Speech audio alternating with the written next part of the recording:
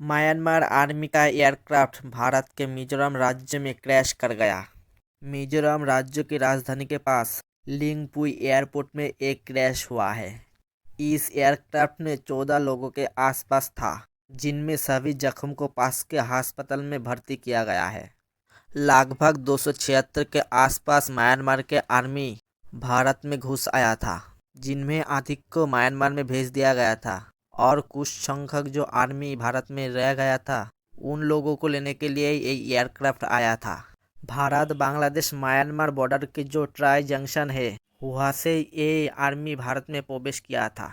In Myanmar army का जवानों ने भारत में घुसकर ही असम राइफल के पास चला गया था। असम राइफल ने फिर इन लोगों का एक कैंप में रख दिया था। इन अराकान आर्मियों के जवानों ने भारत में घुस आया था अपना जान बचाने के लिए, क्योंकि इन अराकान आर्मियों ने म्यांमार की जनता यानी म्यांमार की आर्मी के विरुद्ध में जंग छेड़ दिया है।